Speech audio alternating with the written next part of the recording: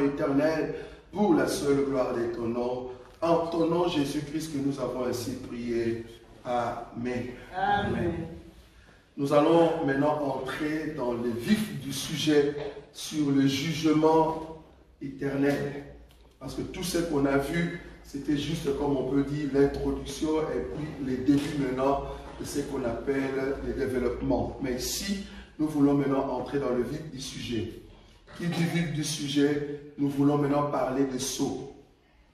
Quand on dit sceaux, cela veut dire, nous voulons maintenant détailler ou dépiécer la chronologie après l'enlèvement. Qu'est-ce qui va se passer réellement? C'est ça le sceau maintenant que nous allons voir. Nous ne verrons pas le premier sceau, le deuxième, le troisième et le quatrième. Nous allons dire pourquoi. Et nous allons voir le cinquième, le sixième et le septième sceau. Pourquoi? Parce que c'est là-bas, que se situe au fait le jugement des dieux. Quand on dit le jugement éternel, le jugement des dieux, c'est par rapport à ces temps-là. Nous avons déjà montré que l'Église ne sera pas jugée au dernier jour. Son jugement éternel, ce n'est pas ce maintenant. Il est jugé pour aller à la perfection. C'est-à-dire le jugement, c'est le feu. Soit le feu te perfectionne, c'est-à-dire tu es l'or, tu es maintenant parfait dans la présence de Dieu, parce que la perfection est arrivée par le feu. Et c'est pour cela que tu as maintenant de la valeur. Ça, c'est l'Église. Donc l'Église passe par le jugement maintenant pour aller à la perfection. Parce que nous sommes de l'or. Notre jugement, c'est maintenant. Ou soit tu es la Vierge folle, mais tu seras sauvé par le feu. Quel le feu? Parce que la Bible, nous, on a lu cette écriture-là. Néanmoins, il sera sauvé par le feu. Le feu en question, c'est la grande tribulation. Donc tu seras sauvé, mais par ces feux-là. Quel feu? La grande tribulation qui doit venir sur la Vierge folle et le 144 000 qui doivent passer pour, dans la grande tribulation. Et c'est comme ça, après cela, ils vont être ressuscités. Mais leur souffrance, c'est au fait l'augmentation de la souffrance. Or, nous, ce n'est pas l'augmentation de la souffrance, mais c'est la souffrance. Je ne sais pas si vous voyez la différence. Donc, nous sommes dans la souffrance, mais la Vierge folle et les 144 000 vont passer dans l'augmentation de la souffrance. Car Dieu a dit à la femme, après le péché, j'augmenterai la souffrance de tes grossesses. Cette femme-là, dans cette position-là, n'est rien d'autre que la Vierge folle et le 144 000, c'est-à-dire Israël. Mais nous sommes Ève avant le péché qui entre dans la perfection. Nous avons la souffrance, certes, mais cependant, ce n'est pas une augmentation de la souffrance. Ça va? C'est ce qui fait que notre feu, c'est un feu doux. C'est un feu qui nous donne en tout cas des tribulations et des persécutions, mais cependant, ça nous perfectionne. C'est-à-dire le feu ou le jugement nous perfectionne pour entrer dans le jugement éternel, c'est-à-dire rester dans la présence de Dieu éternellement. Et nous avons rajouté qu'après maintenant le jugement de la Vierge folle et des 144 000, nous avons maintenant le jugement, c'est-à-dire la deuxième résurrection, qui n'est rien d'autre que la résurrection de ceux qui vont passer dans le feu éternel. C'est-à-dire le jugement éternel, mais dans le mal. Parce qu'il y a aussi le jugement éternel dans le bien, c'est-à-dire Dieu va juger en bien et en mal. Nous et la Vierge folle, nous sommes ceux qui seront jugés en bien, c'est-à-dire nous serons sauvés éternellement avec Dieu, nous serons avec lui, mais cependant dans deux temps, le temps de la Vierge sage et le temps de la Vierge folle. Mais cependant le monde qui n'a pas reçu Jésus, il sera jugé en mal, c'est-à-dire et le pécheur, et la bête, et le faux prophète, et Satan lui-même, et la mort, et les séjours de mort, ils seront tous jetés dans les temps de feu. Ça va? Amen. Voilà. Mais ça, c'est le jugement maintenant éternel en mal pour tout pécheur. Est-ce que vous avez vu ça?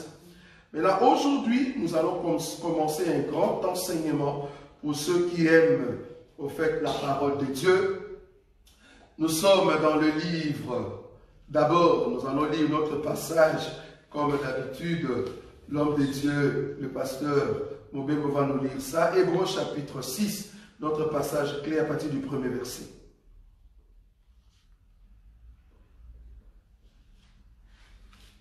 Hébreux chapitre 6. Je lis au nom de Jésus. Amen. C'est pourquoi, laissant les éléments de la parole de Christ, tendons à ce qui est parfait, sans poser de nouveau le fondement du renoncement aux œuvres mortes, de la foi en Dieu, de la doctrine des baptêmes, de l'imposition des mains, de la résurrection des morts et du jugement éternel. C'est ce que nous ferons si Dieu le permet.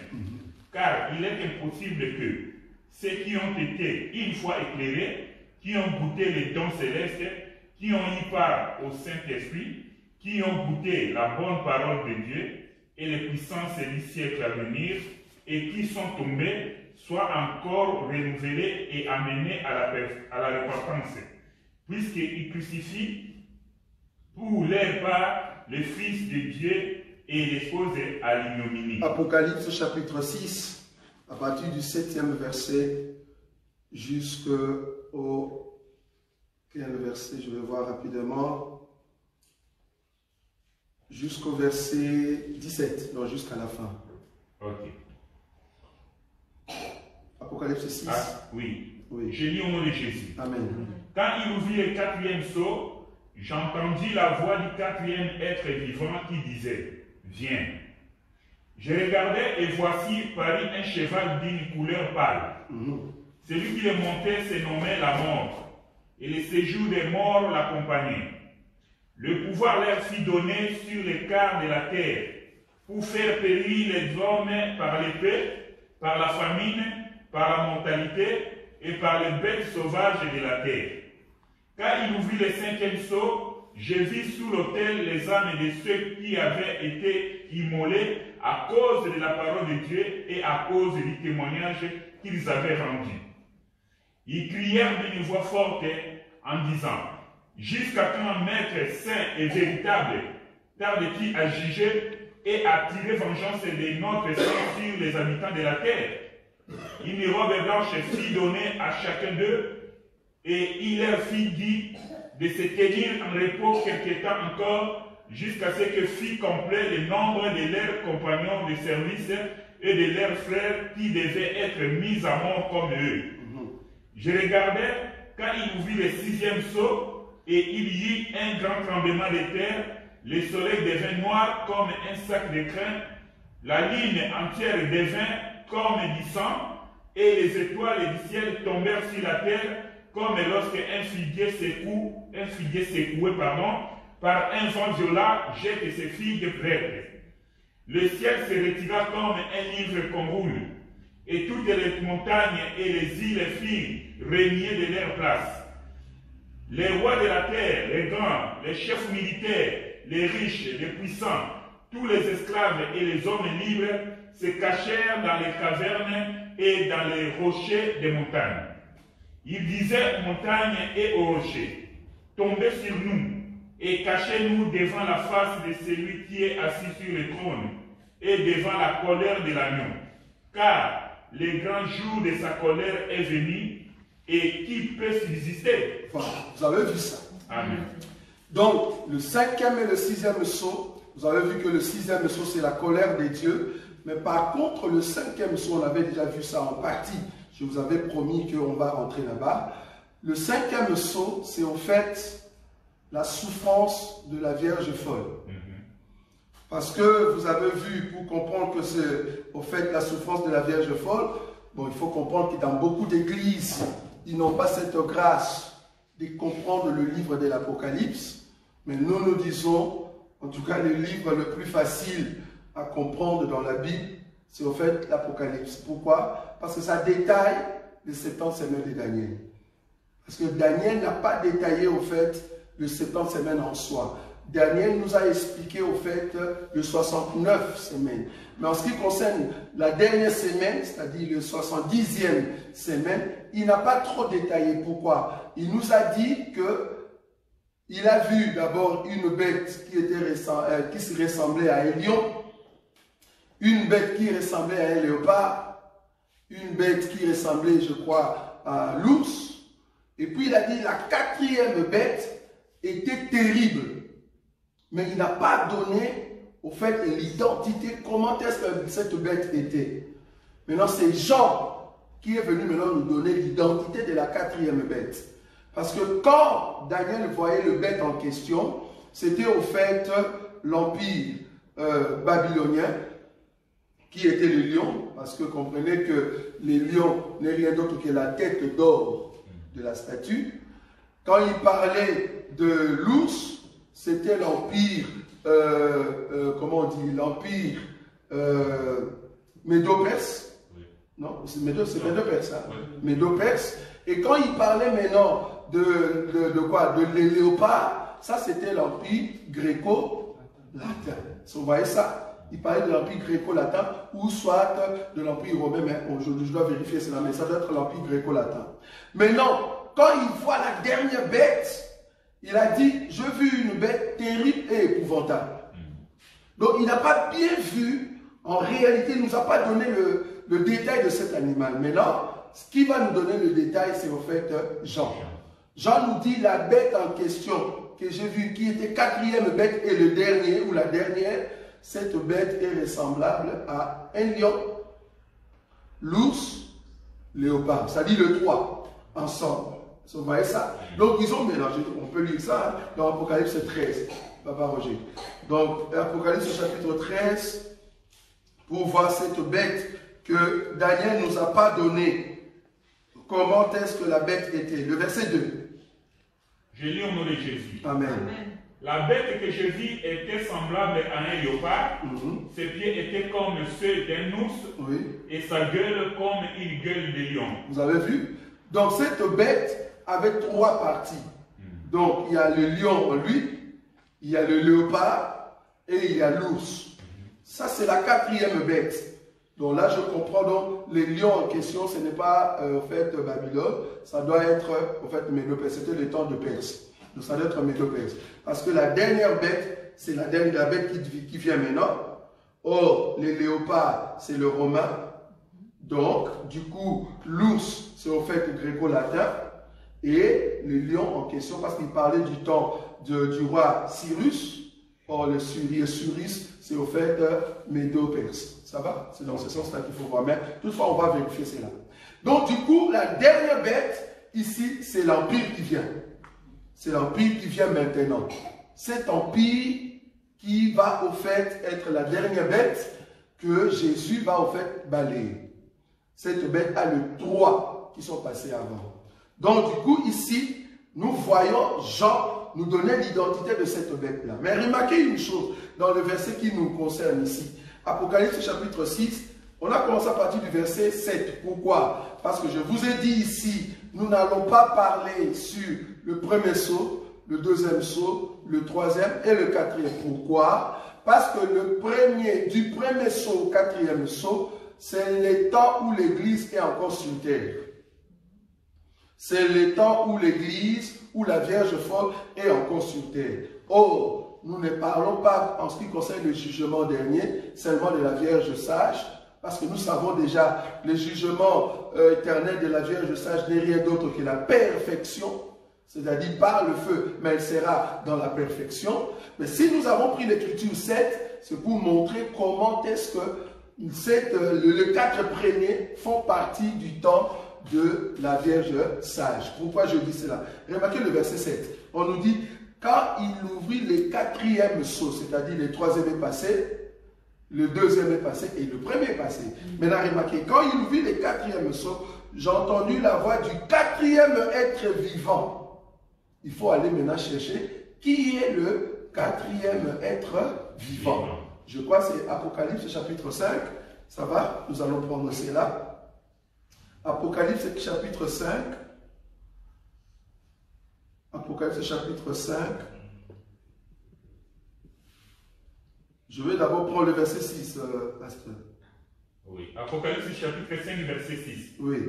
Et je vis au milieu du trône et des 4 êtres vivants, et au milieu des vieillards, un agneau qui était là comme immolé. Il avait 7 cornes et 7 yeux, qui sont les 7 esprits des dieux envoyés par toute la terre. Il vint et il prit les livres de la main droite de celui qui était assis sur le trône. Quand il y eut pris les livres, les 4 êtres vivants et les 24 vieillards se prosternèrent devant l'agneau, tenant chacun une harpe et des coupes d'or remplies de parfums, qui sont les prières des saints.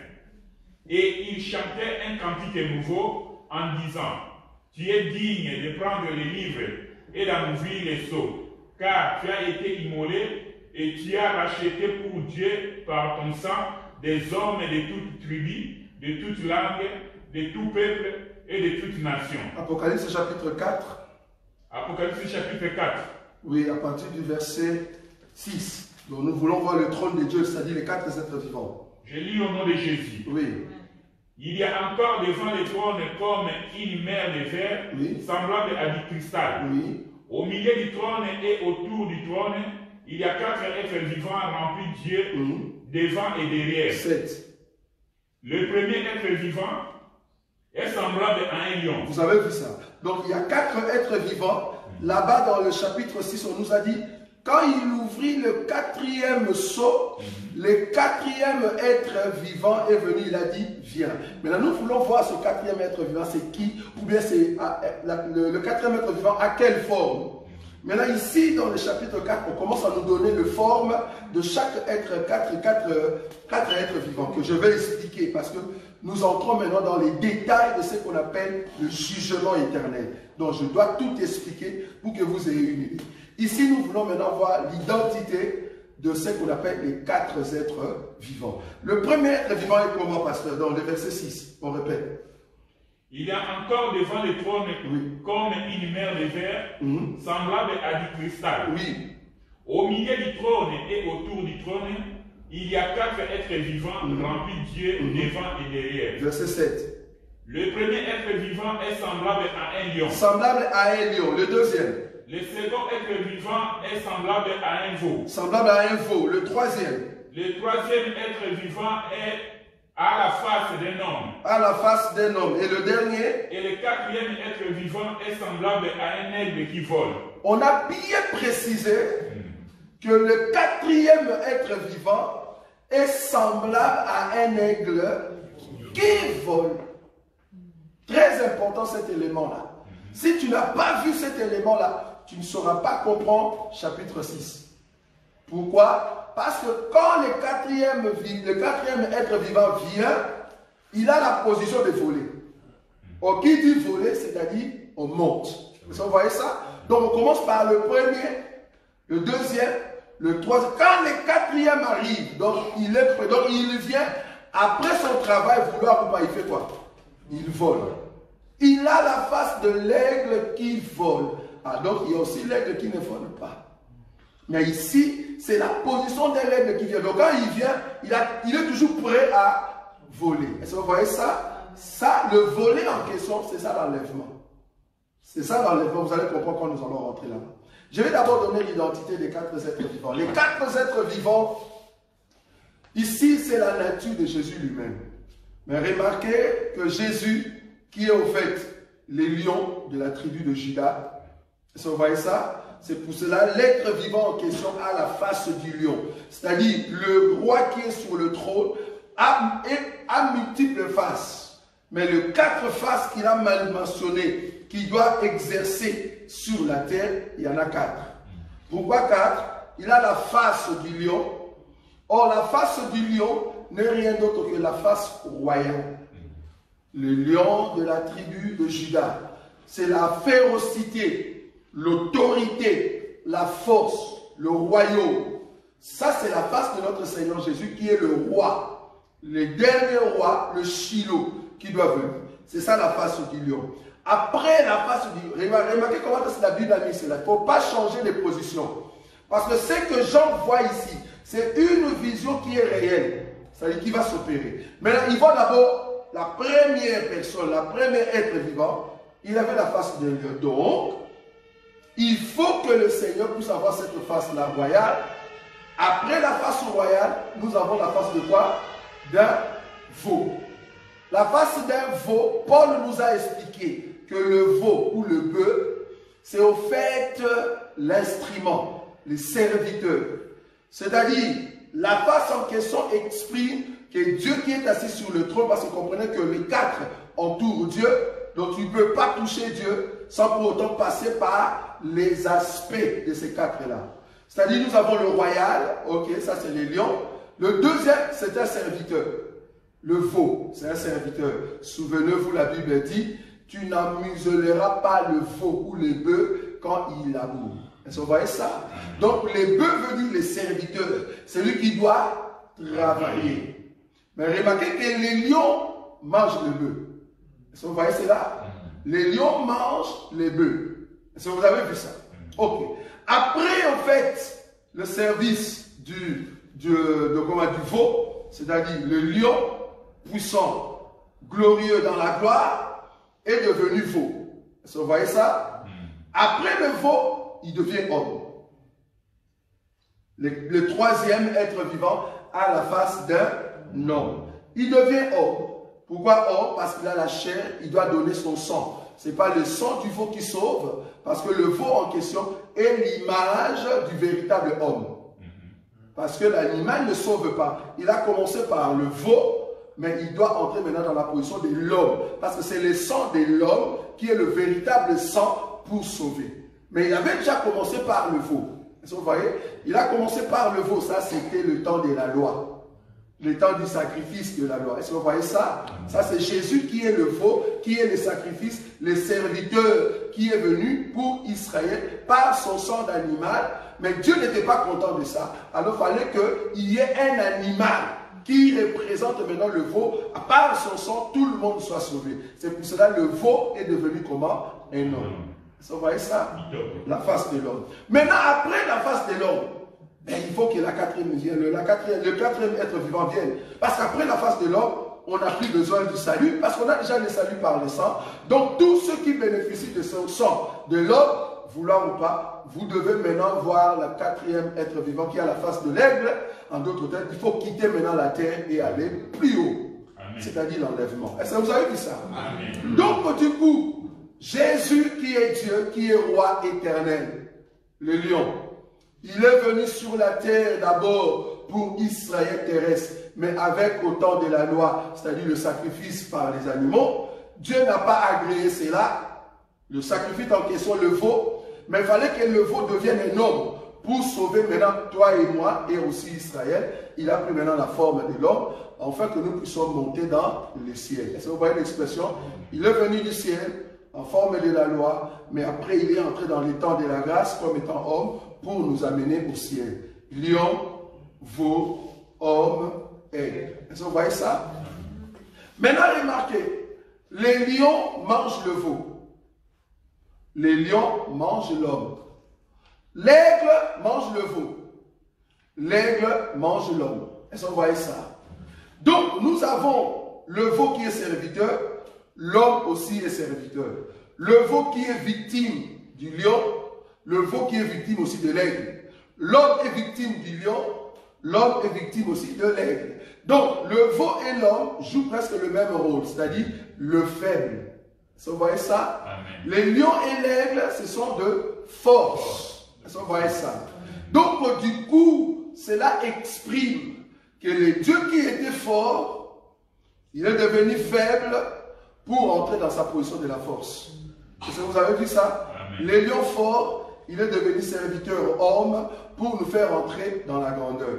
Donc, du coup, les quatre êtres vivants, les lions qui peuvent manger le veau, qui peuvent manger l'homme, mais à un moment, il faut que maintenant, les lions deviennent aigles. Donc, du coup, quand Jésus est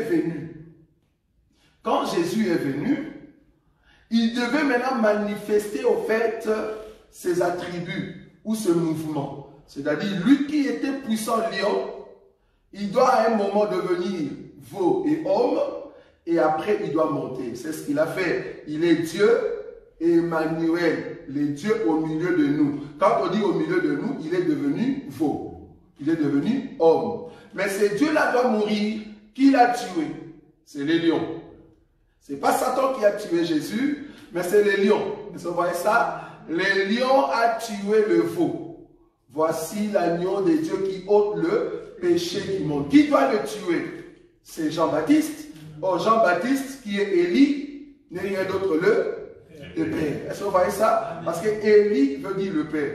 Le fait de le mettre dans l'eau veut dire je t'ai tué. Est-ce que vous voyez ça? Le baptême c'est quoi? Tuer et ressusciter. Est-ce que vous voyez ça? Donc Élie qui est au fait le Père, qui est le lion, est-ce que vous voyez ça? Il a pris son propre fils. Au fait, Abraham qui a pris Isaac, son fils, et il l'a amené pour le tuer. Est-ce que vous voyez ça? Or, celui qui tue, c'est le lion ou soit l'aigle. Est-ce que vous voyez ça? Mais il tue qui? Il tue soit le bœuf, soit l'homme. Est-ce que vous voyez ça? Donc, celui qui a tué l'agneau de Dieu qui ôte le péché du monde n'est rien d'autre que le Père. Parce qu'il l'a mis dans l'eau et il le fait sortir. Et celui qui a tué Jésus, homme, n'est rien d'autre que son Père. Vous avez vu ça? Donc c'est le lion qui tue le bœuf, c'est le lion qui tue l'homme. Et après avoir tué, il faut qu'il soit ressuscité par la puissance du Saint-Esprit. Or, le Saint-Esprit est représenté comme étant un oiseau, mais pas un oiseau comme étant colombe, mais ici c'est l'aigle qui vole. Donc, il est ressuscité pour rentrer dans les ciels. Est-ce que vous avez vu ça? C'est très puissant. Donc, du coup, Dieu a tué son fils veau et homme pour qu'il soit ressuscité et rentré dans la position de l'aigle. Est-ce que vous avez vu ça? Amen. Ça, c'est l'identité des 4 êtres vivants. Maintenant, nous aussi, parce que Jésus est monté, nous sommes des enfants du ciel. Nous avons l'autorité sur nous. Amen. Mais nous sommes venus sur la terre. Dieu nous a rendus faibles. Pourquoi? Parce que nous devons être soumis à lui.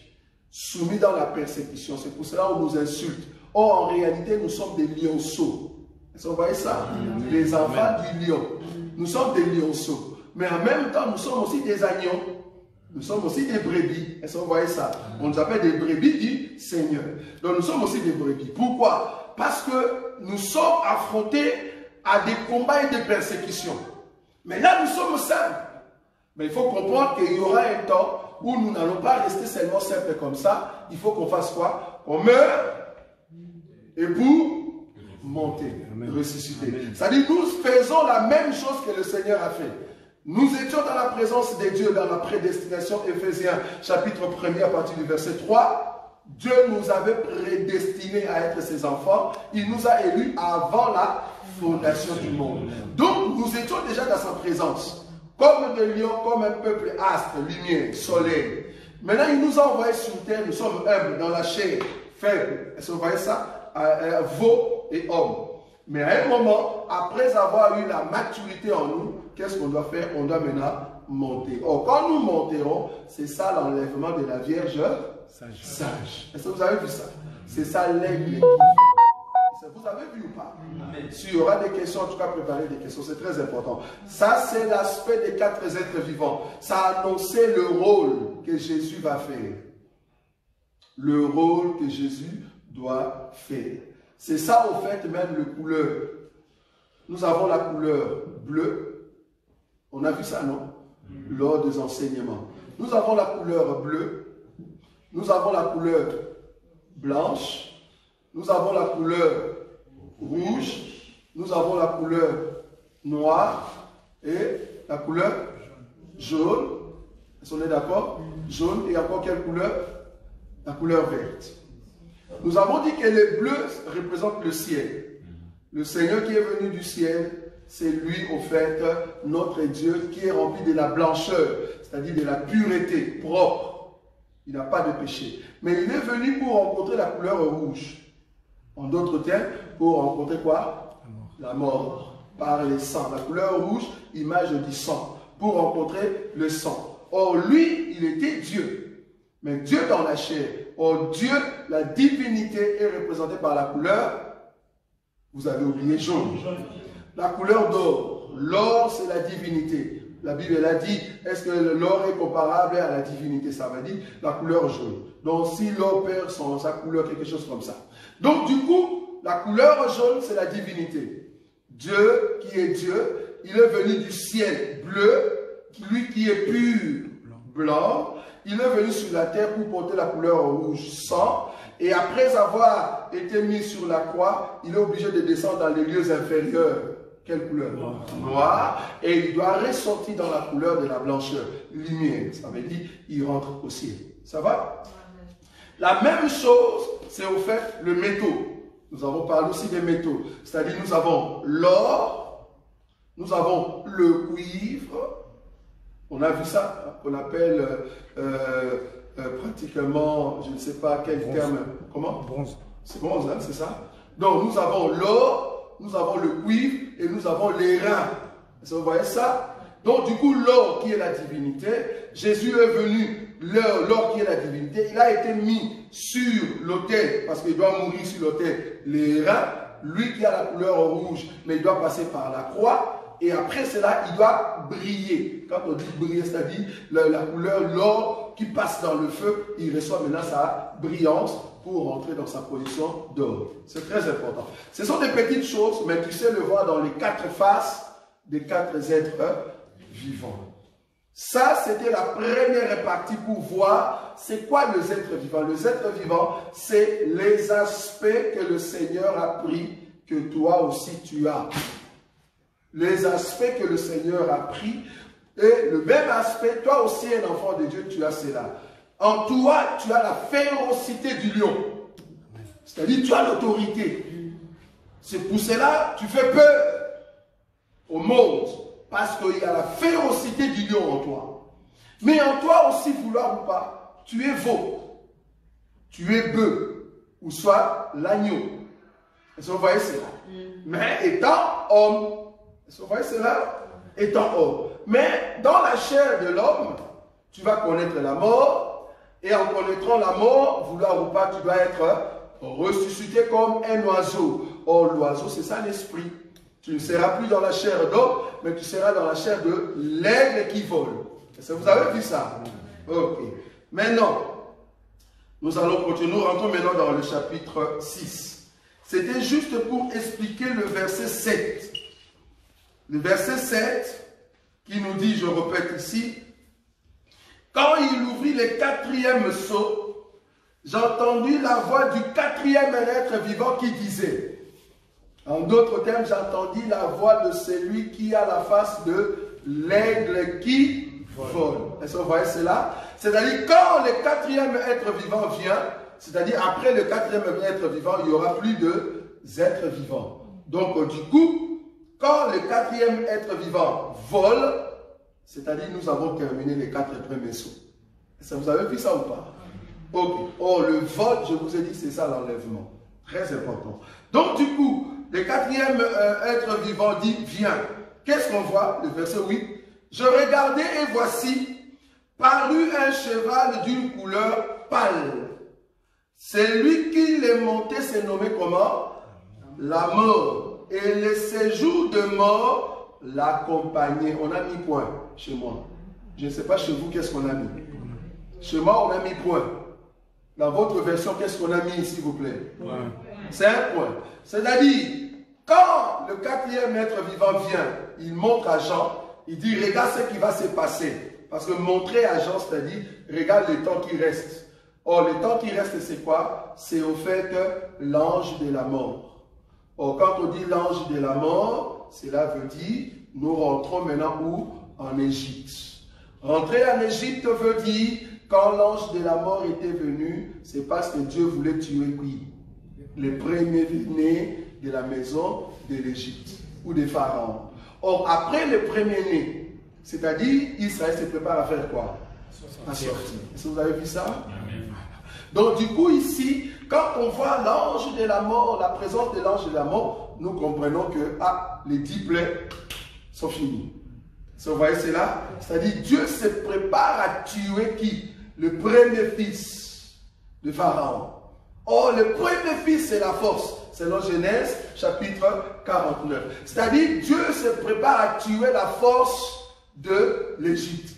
Là-bas, ils n'auront plus la force, ils vont nous laisser partir. C'est-à-dire, nous nous préparons à partir parce que nous voyons déjà l'apparition de l'homme, c'est-à-dire de l'homme de l'Empire qui se prépare à entrer en jeu. Mais Dieu va les tuer. Et alors là, Israël se prépare pour sortir. Est-ce que vous avez vu ça? Très important.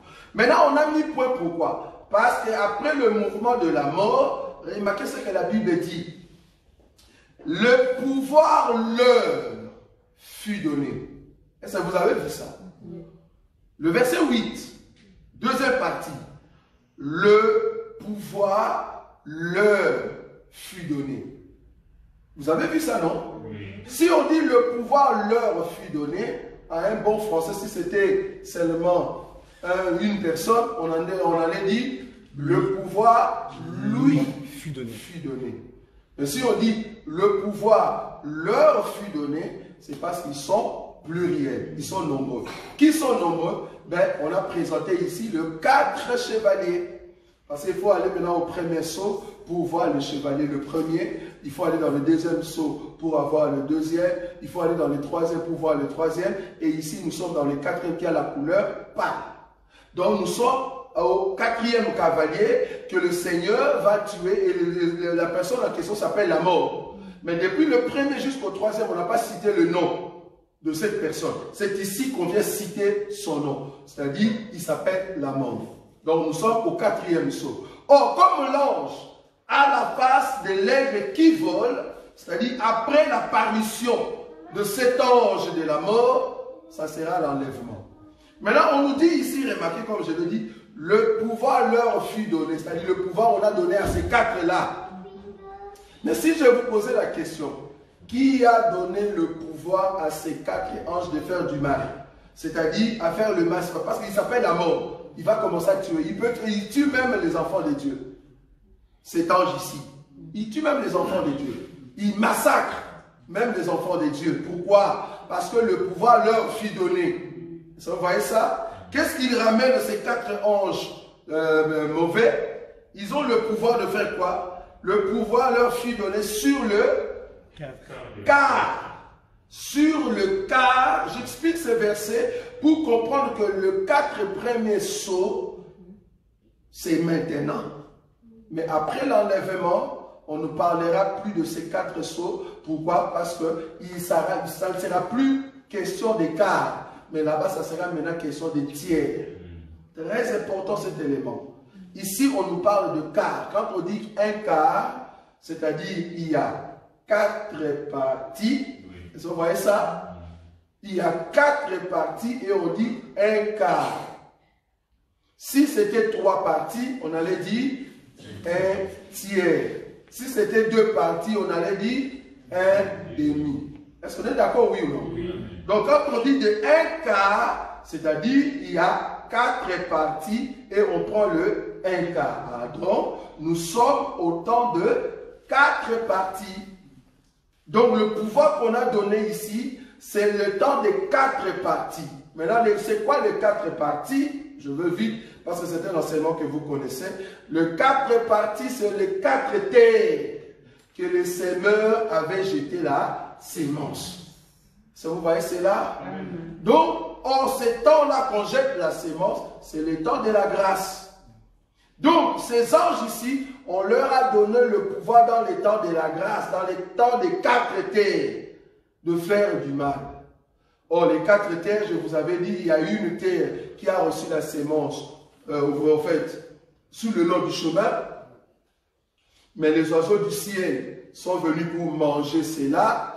Nous avons dit déjà ici que les oiseaux du ciel, ce n'est pas Satan. Les oiseaux du ciel qui mangent la parole n'est rien d'autre que qui? Les enfants de Dieu. Il faut répondre, s'il vous plaît. Pourquoi? Pour comprendre que vous avez déjà compris cet enseignement. Parce que ce sont des répétitions que je fais ici. Les 4 terres représentent 4 sortes de terres que Dieu a sur la terre maintenant. Quand on dit terre, ne regarde pas la terre, vois les hommes. Donc Dieu, pour le moment, alors que nous ne sommes pas encore montés à l'enlèvement, Dieu, quand il regarde la terre comme ça, lui qui est omniscient, il y a 4 sortes de personnes ou 4 types d'hommes. Nous avons les hommes à qui tu jettes la sémence, ils ne reçoivent pas.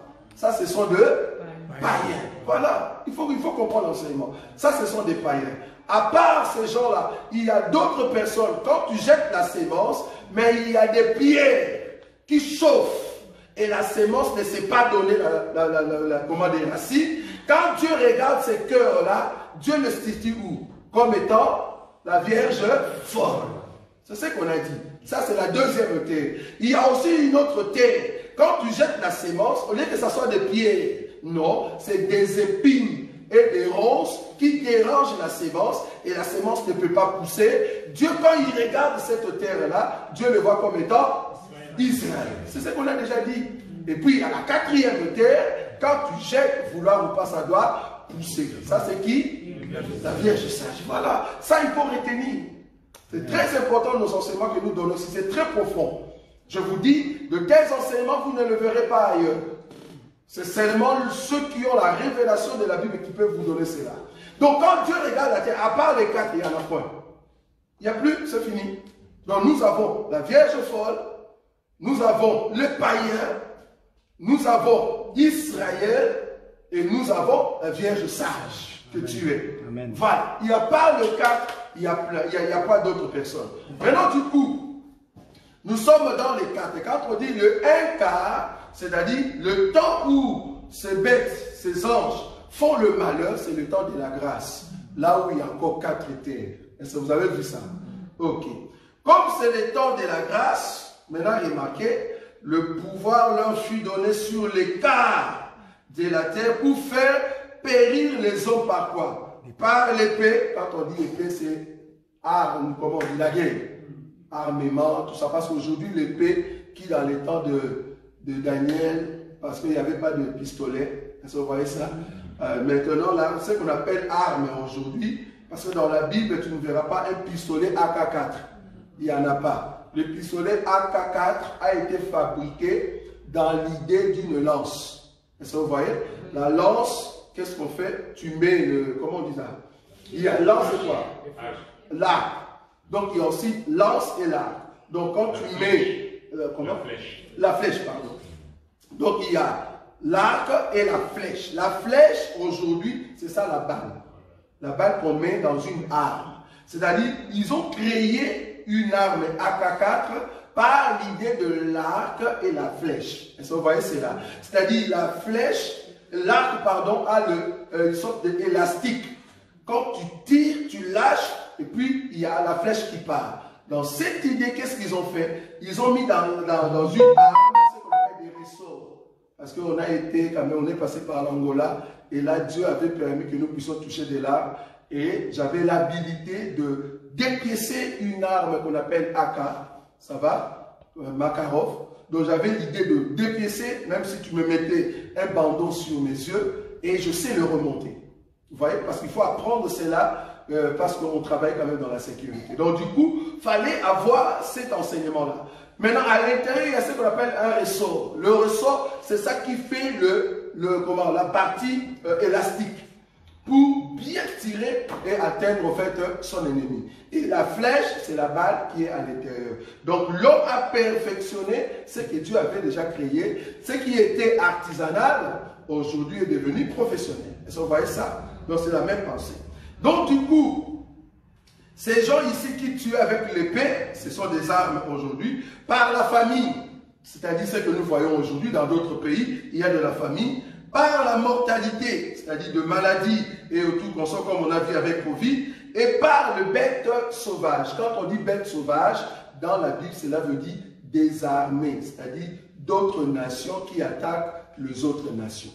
Ça va? Donc, c'est-à-dire un autre peuple qui attaque un autre peuple. C'est-à-dire, les uns, ils viennent dans la ville pour vous massacrer. C'est ça les êtres ou les bêtes sauvages. Est-ce que vous avez vu ça? Donc, ici, j'ai donné même l'explication de cette pensée, hein, si vous avez compris. Donc, du coup, ici, nous sommes dans le quatrième sceau. Nous sommes au temps de l'aigle qui vole. Après, ici, viendra le cinquième sceau. Après, ici, remarquez le verset 9, quand il ouvrit le cinquième sceau. Donc, après que les bêtes vont commencer à tuer avec des mortalités et tout qu'on sort, vouloir ou pas, quand on commence le verset 9, qu'est-ce que le verset 9 nous dit? Quand il ouvrit le cinquième sceau, j'ai vu quoi? Sous l'autel, les âmes de ceux qui avaient été immolés à cause de la parole de Dieu et à cause du témoignage qu'ils avaient rendu. Ok. Qui sont ces peuples ici? Pourquoi ils ne sont pas au temps de la grâce? Pourquoi on ne dit pas qu'ils sont au temps des quatre quarts? nous avons vu, pour terminer aujourd'hui, Apocalypse chapitre 20. Regardez ce peuple-là, ils sont ici. Ils sont ici. Le verset 4, pasteur. Apocalypse 24. Verset 4. Oui. Et j'ai vu des trônes, et à ceux qui s'y assirent, fit donner le pouvoir de juger. Oui. Et j'ai vu les âmes de ceux qui avaient été décapités à cause du témoignage de Jésus. Je vis les âmes de ceux qui avaient été décapités à cause du nom de Jésus et quoi? Et à cause de la parole de Dieu. Oui. Et de ceux qui n'avaient pas adoré la bête, Oui. ni son image, Oui. et qui n'avaient pas reçu la marque sur leur front Oui. et sur leurs mains. Oui. Ils rêvèrent à la vie, Oui. et ils régnèrent avec Christ pendant 1000 ans. Merci beaucoup. Donc là, on voit que le chapitre 6, là où nous avons lu, parce que Apocalypse, tu dois prendre des versets des chapitres et bien arranger. Il y a le chapitre 6 ici, peut-être le chapitre 6 c'est encore le chapitre 20. Maintenant, c'est à toi de bien comprendre pour le mettre. Donc le chapitre 6 ici, dans le verset, là où nous avons vu le verset 9, quand il ouvrit le 5e sceau, j'ai vu l'autel, pardon, j'ai vu sous l'autel les âmes de ceux qui avaient été immolés. Ça c'est chapitre 20. Immolés à cause de la parole de Dieu et à cause du témoignage qu'ils avaient rendu. Donc ces gens-là, qu'est-ce qu'ils ont fait? Ils ont crié, Seigneur, jusqu'à quand tardes-tu à venger notre sang? Et il a dit, non, attendez encore, il y a encore d'autres personnes qui doivent mourir comme vous. Donc du coup, nous sommes au temps, selon Apocalypse 20, nous sommes au temps où il y aura la marque de la bête. Il y aura le temps où on va commencer à tuer les gens, immoler les gens à cause de la bête. Mais il y aura un peuple qui va refuser la marque de la bête. C'est comme ça qu'on va les tuer. Et ils seront immolés. Et la Bible dit, comme on va les tuer, alors ils vont revenir à la vie pour faire quoi? Pour régner avec le Seigneur pendant. Donc, cette étape-là est entre l'enlèvement et le 1000 ans. Est-ce que vous avez vu ou pas? Amen. Ces gens-là, ils se situent entre le 4e sceau et avant le 1000 ans. Est-ce que vous voyez ça? C'est-à-dire le 5e sceau, c'est après l'enlèvement, mais ce n'est pas pendant le millénium. C'est juste avant les événements qui vont venir avant d'entrer dans le millénium. Donc avant d'entrer dans le millénium, il y a le 5e sceau qui vient. Et le 5e sceau nous dit, on a tué des gens et leur âme commence à crier Seigneur. Le verset 10. La Bible dit, quand il ouvrit le 5e sceau, j'ai vu sous l'autel les âmes de ceux qui avaient été immolés à cause de la parole de Dieu et à cause du témoignage qu'ils avaient rendu. En d'autres termes, ils ont rendu un témoignage. Maintenant, qu'est-ce qui se passe? Le verset 10, ils crièrent d'une voix forte en disant, jusqu'à quand, Maître saint et véritable, tardes-tu à tirer vengeance de notre sang sur les habitants de la terre? Est-ce que vous avez vu ça? Les âmes sous l'autel veut dire les âmes qui ont été tuées pendant le temps du feu. Quand on dit autel, ça dit le feu. Or, le peuple qui vont souffrir comme ça, que leur âme crie sous le feu, c'est ceux qui passent pendant la grande tribulation. Est-ce que vous avez vu? Donc, le 5e sceau parle du temps de la grande tribulation. Or, la grande tribulation, la Vierge sage que tu es, tu ne passes pas. Amen. Donc, les 4 premiers sceaux est passé, ça c'est l'enlèvement de la Vierge sage. Nous sommes maintenant au 5e sceau que nous allons entrer maintenant dans les détails prochainement, c'est-à-dire le vendredi. Nous allons voir maintenant comment la Vierge folle va souffrir. Est-ce que vous avez vu ça? C'est-à-dire nous allons maintenant parler sur le jugement de la Vierge folle. Est-ce que vous voyez ça? Le 5e sceau, c'est le jugement de la Vierge folle. Est-ce que vous avez compris? Le vendredi, on viendra et c'est là-bas que vous allez poser des questions. Ça va? Parce que là, nous avons terminé. Nous allons prier. Tendre Père, nous te disons un grand merci. Un grand merci, c'est lui qui enseigne son peuple, afin de bien comprendre la parole, de comprendre le temps, de lire le temps, parce que les temps sont mauvais. Nous avançons petit à petit pour rentrer à la maison. Merci pour la présence de l'aigle qui vole, qui n'est rien d'autre que le Saint-Esprit qui nous prépare à rentrer à la maison. Tu nous montres combien l'ennemi est en train de massacrer par des guerres, par de l'épée, par la famine, par de maladies. Tu nous montres et tu nous prépares, Seigneur. Et là, il fait tomber un quart d'homme. Oh Seigneur, garde-nous Seigneur Jésus, afin que nous ne puissions pas tomber, mais que nous puissions voir ta gloire. Même si Seigneur nous allons mourir, que nous puissions nous reposer dans les seins d'Abraham et monter comme l'aigle qui vole. Aller en enlèvement parce que tu es le Dieu grand et redoutable, car ton nom est puissant. Aucun homme n'est semblable à toi, c'est lui qui nous guide à chaque instant parce que tu es le Dieu. En ton nom, Jésus-Christ, que nous avons ainsi prié. Amen. Un instant. Prochainement, je viendrai ici pour corriger, je viens dire corriger, c'est lui qui a changé la disposition de la Bible. Il y a un frère qui est, au fait, en France. Non, tu laisses. Un frère qui est en France, je viendrai pour corriger que ce qu'il a fait, il n'a pas les yeux. C'est un aveugle. Pourquoi? Il ne comprend pas que quand on pose Matthieu, Marc, Luc, Jean, c'est au fait les 4 êtres vivants. Lui, il n'a pas vu ça, il a changé de disposition. On comprend que tu n'as pas des yeux. Maintenant, je veux lui montrer que Matthieu, c'est lion, et que Marc, c'est au fait le veau, et que Luc, c'est l'homme, et Jean, c'est l'aigle qui vole. Mais là, quand tu changes cela, donc c'est-à-dire tu veux quoi? Si tu mets Jean avant, mais on n'est pas encore monté, pourquoi tu mets Jean avant? Tu n'as pas compris. Si tu mets les lions au milieu, mais les lions vont manger qui maintenant? Il est au milieu. Il faut commencer par les lions parce qu'il doit manger les veaux et l'homme. Toi, tu viens mettre les lions, je ne sais pas où. Tu commences par l'aigle. L'aigle n'a pas mangé premier. L'aigle, c'est l'aigle qui vole. Tu ne peux pas commencer par Jean, frère. Tu n'as pas vu la révélation, tu changes par sentiment. Bible des terres. Tu vois, là, c'est le sentiment humain. Je veux montrer maintenant que Dieu qui a permis que toi et moi, nous puissions avoir Matthieu, Marc, Luc et Jean, il savait. Amen. Dieu est intelligent, il sait pourquoi. Amen. Et quand il parle, donc il sait ce qu'il fait. Quand il dit lion, veau, homme, l'aigle qui vole, il sait pourquoi. Si Amen. Tu ne sais pas, demande. Tu n'as pas demandé, tu changes seulement de version de Bible selon tes pensées. On comprend que tu n'es qu'un humain. Donc on va corriger ce frère-là. Donc si seulement il est humble, il va changer. En tout cas, que Dieu vous bénisse pour votre temps. Amen.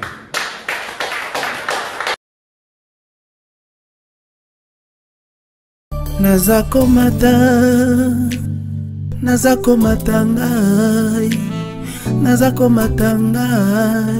nga nazako matangai.